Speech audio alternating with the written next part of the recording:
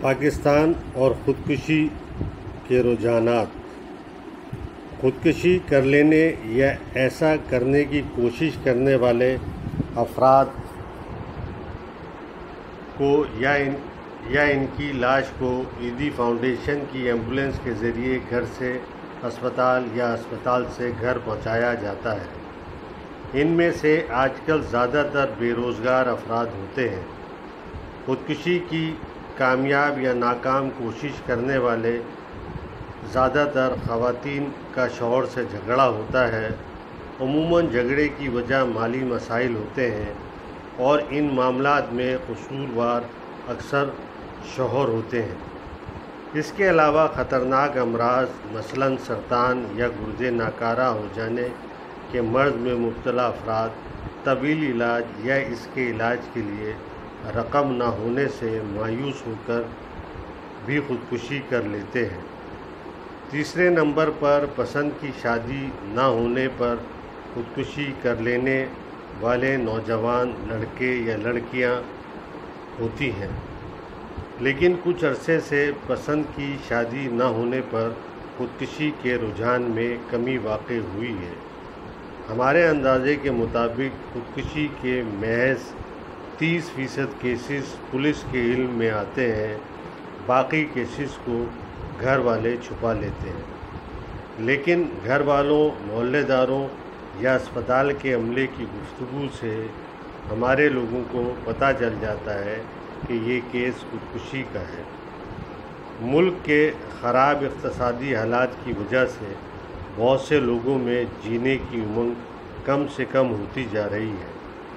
جب ان کی بے بسی حد سے بڑھ جاتی ہے تو وہ خودکشی کر لیتے ہیں، لیکن یہ مرحلہ ایک دن میں یا ایک مسئلے کی وجہ سے فوراً طے نہیں ہو جاتا ہے۔ اس کے پس منظر میں طویل عرصے کی مایوسیاں اور محرومیاں ہوتی ہیں۔ ہمارا سیاسی اور سماجی نظام تباہی کا شکار ہو چکا ہے۔ امیروں میں بھی خودکشی کا رجحان پایا جاتا ہے۔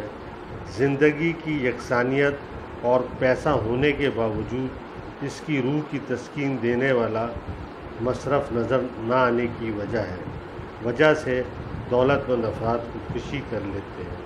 2006 میں PECHS سوسائٹی میں تقریباً 50 برس کے ایک شخص نے خودکشی کی تھی۔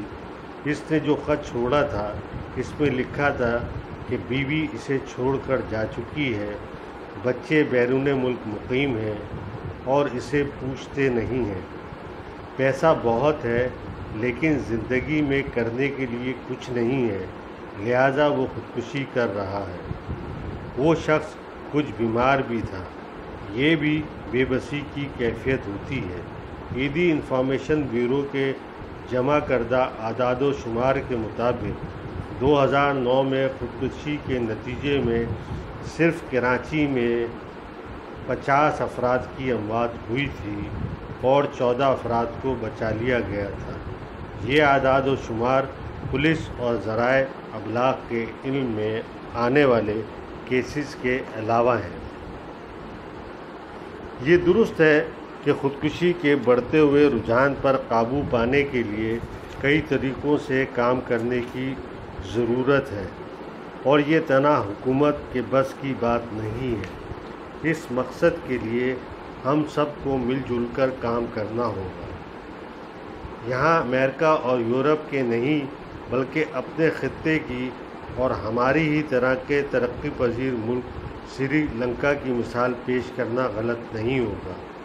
دنیا بھر میں کرائسس انٹرونشن سینٹرز یعنی بحران کی صورت میں مدد دینے والے مراکز اور خودکشی کو روکنے والی ٹیلی فون کی ہاٹ لائنز خودکشی پر آمادہ افراد کو یہ قدم اٹھانے سے روکنے میں بہت اہم کردار ادا کرتی ہیں۔ سری لنکا میں یہ سہولتیں موجود ہیں اور سری لنکا کے اداروں کے دستیاب اعداد و شمار ان اداروں کی عمدہ کارکردگی کا منہ بولتا ثبوت ہے۔ ہمیں بھی اس طرح قدم بقدم آگے بڑھنا ہوگا اور امداد باہمی کے ادارے قائم کرنے ہوں گے۔